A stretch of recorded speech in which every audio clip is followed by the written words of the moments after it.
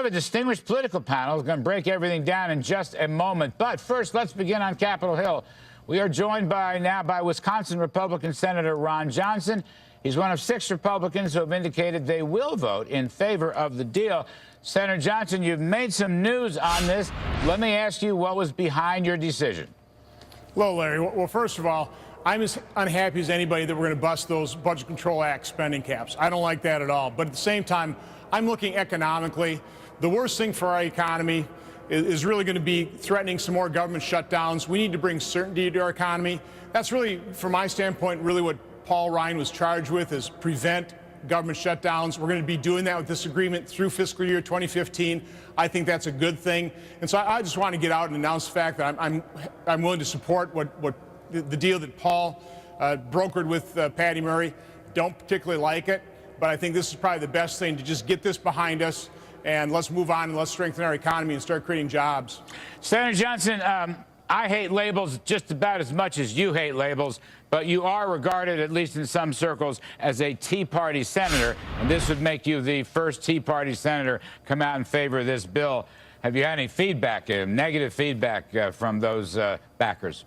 Oh, a little bit, but Larry, we're talking about the financial markets. If we threaten shutdowns and we roil the financial markets, just a little quarter percent interest increase would add $44 billion, which is really the first year additional spending in this agreement, $44 billion to our interest expense.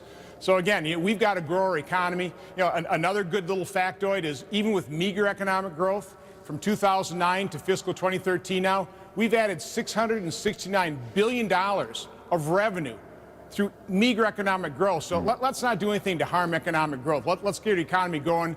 The federal government does enough to harm our economy. We don't need to heap on additional harm by threatening shutdowns. So this agreement takes that off the table, and I think that's a good thing. Speaking of interest expense on the debt, there will be a debt limit vote. I don't know when, because the Treasury Department hasn't really said. May, June. Yeah, that's right. May, June. I think you're right, sir.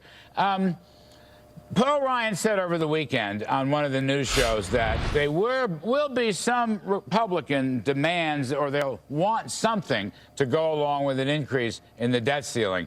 Can you think of what that something might be? Well, I can tell you what I'd like to see. And let's face it, Larry, anytime the president comes to Congress asking for an increase in the debt burden on our kids and grandkids, we should install some kind of fiscal discipline. Right now, as we're seeing the disaster that the health care law is on, to people's lives, to the health care system, I'd like to attach something that actually preserves freedom and choice in a health care system to that debt limit increase. That's what I'd like to see.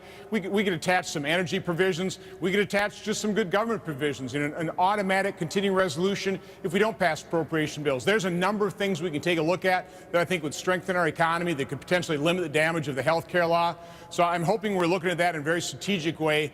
And, we're probably going to have to ask for something modest, but something that the American people would support. And I think that's only reasonable if we're going to increase the debt burden on our kids and grandkids. I heard there was some discussion between Senator Murray and Budget Chairman Paul Ryan about tax reform, particularly corporate tax reform. Now, is that too far-fetched to be attached to a debt limit increase? No, again, there are a number of things we possibly could do. Corporate tax reform, any kind of tax reform that is pro-growth would certainly be something that I'd like to see attached to the debt ceiling.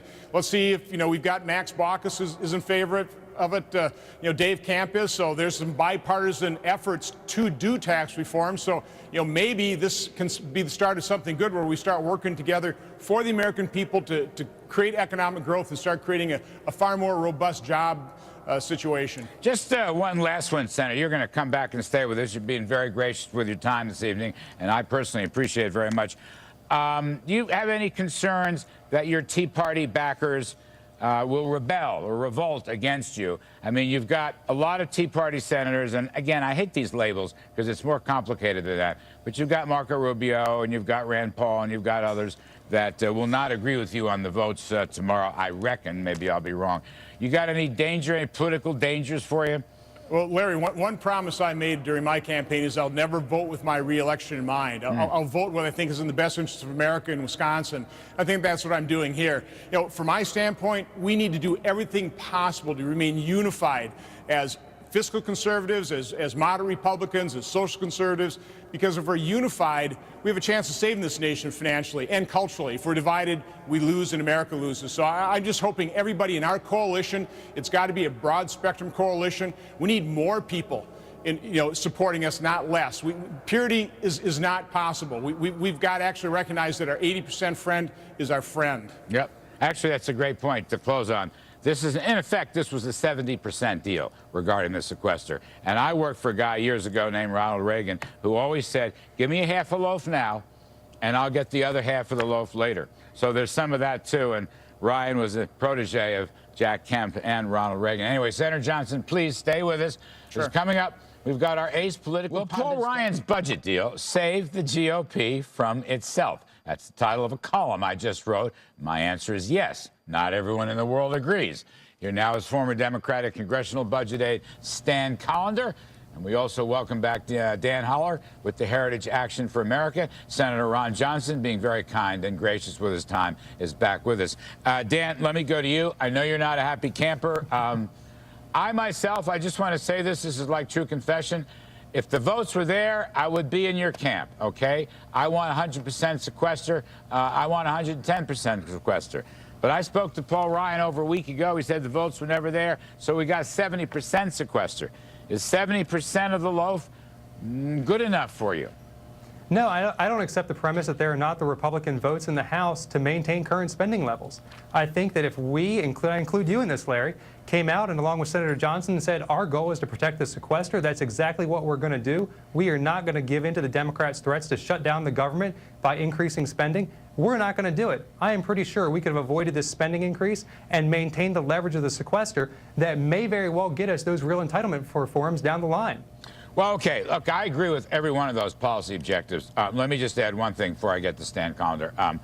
The issue here, okay, I may be wrong, but the votes weren't there to get a clean bill that would have kept the sequester 100% in place. Having said that, Dan, having said that, I'm arguing, and it's a political argument, I acknowledge this, that Ryan's deal will avoid a shutdown. And that means the Republicans will not distract themselves or the country over a shutdown and will stay focused on Obamacare, which is the real ticket to regaining the Senate come November. Your thought on that scenario? Well, look, Larry, I do not think that the government would have shut down had the Republican Party insisted on the current spending levels that Republicans and Democrats alike voted for back in 2011. I think this is a fight we could have won. No Democrat, President Obama, Harry Reid, Nancy Pelosi, none of them are going to go to the American people and say, those darn Republicans don't want to increase federal spending, and that's why we have a government shutdown. That won't fly. We didn't have to cave on this, but we did. Stan Collender, let me bring you in. And there's a political dimension to this, and there's a fiscal dimension to this. My hunch is you're not too much in agreement with either, but please tell us your view. Well, look, first of all, you're absolutely right. This was a political deal. This was more important to Congress than it was to the country as a whole because, as you suggested, it makes the possibility or the likelihood of a shutdown in January less likely. But, Larry, it doesn't eliminate it completely. Don't forget, they still have to pass individual appropriations bills to prevent the shutdown or an omnibus bill. And it's not clear that's going to be as easy as we think it's going to be in either house, especially as you get into an election year. That's number one. Number two, from a fiscal policy point of view, this does nothing. $23 billion in net deficit reductions over 10 years when the country is going to spend somewhere between $40 and $50 trillion on its budget, on the combined budgets over that period of time.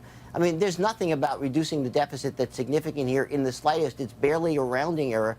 And every time I hear John Boehner say this is a deficit reduction deal and that's why you should vote for it, you realize how much he's stretching to make people, think positively about it. Well, you are. You make a lot of good points there. I'm not sure Paul Ryan would even disagree with your points on the fiscal side. But, Senator Johnson, look, let me come back to you on this. Like Stan Collender, I want to see entitlement reform. My guess is you want to see entitlement reform. Absolutely. And that's what you're talking about with the whole health care bill. But, Senator, don't you need at this point a Republican Senate and a Republican House to get that kind of entitlement reform? And maybe you really can't even do that unless you have all three houses, the presidency and the Senate and the House of Representatives? Yeah, Larry, the reality situation is President Obama is in the White House. Harry Reid is in firm control of the Senate. I was working at the White House trying to find agreement, looking at a large deal that actually starts solving these long-term problems. You know, they just simply aren't willing to agree to it. But here's an indication how far the sides are apart. The House budget, as passed over 10 years, would actually reduce spending by about $4 trillion. Patty Murray's Senate budget increases spending by $1 trillion, increases taxes by $1 trillion. We're $5 trillion apart. So I mean, in the end, you go, we can't force that immovable object, which is the Democrat Party, that refuses to acknowledge the problem, much less work with us really in good faith to start solving the long-term drives the debt and deficit. So in the end, from my standpoint, the fact that we're not going to shut down our government, I think that provides some certainty economically. And that's really what this is about. The number one component of the solution, truthfully, is economic growth. Let's not harm economic growth by having these shutdown fights, which I just disagree with Dan. We did not have the votes in the House. I talked to the appropriators, I talked to people in the armed services. We didn't have the votes, and we would not win a shutdown fight. Obviously, we didn't win it last time. We're not going to win one in January either. Dan, I want you to react to that, and also something Paul Ryan said yesterday. We Republicans have to have a big family. Victories cannot be done without the Tea Party group or groups like yours. I fully agree with that. I'm not attacking you, buddy. We're having a political disagreement. I'm not attacking you. I don't know. John Boehner got his Irish up. I'm not sure what that was about. Ryan didn't attack you either. How do you feel now on a Monday, having gone through this process in the last 3 or 4 days? Do you feel like you got your political fisticuffs ready to go, or is there some meeting of the minds that can create a merger here? Well, look, I mean, I don't really care about the Speaker's attacks last week. We're concerned about the policy, and the policy on this is clear. It's $63 billion in spending increases. It's new deficit spending throughout the remainder of President Obama's term. That's not conservative policy. So, you know, I want to see conservative policy. I want to work towards that end. But here's a major problem with what's being said.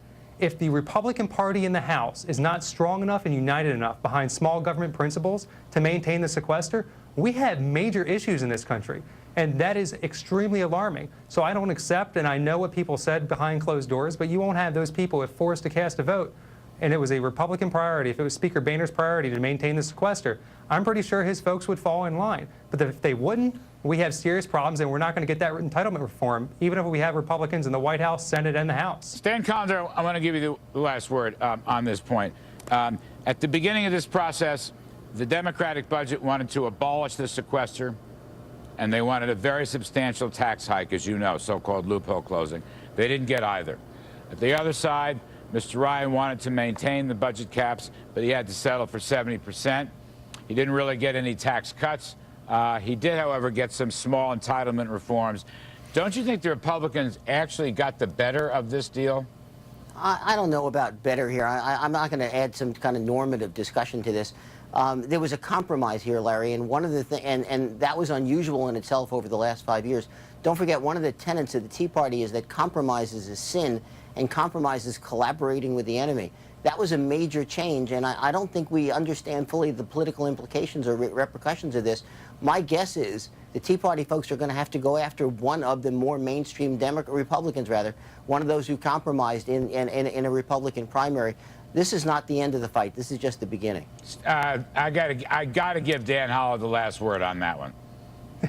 Well, I mean, I think it's open to interpretation. If Senator Johnson and others can go back to their constituents and explain why we needed to have a $63 billion spending increase, why deficits needed to increase, why all the deficit reduction is in 2022 and 2023 when a lot of them may not even be in office, if they can sell that to their constituents, more power to them. I just think it's going to be really hard for them to do that. All right. I'm going to leave it there. Senator Ron Johnson, thank you, sir. Good luck on the votes. Merry Christmas. Merry Christmas. Happy and holy, always. Stan Collins, thank you. It's great to see you back on the show. Dan Holler, thank you very much. I'm not the enemy. I hope you know that. I'm not the enemy.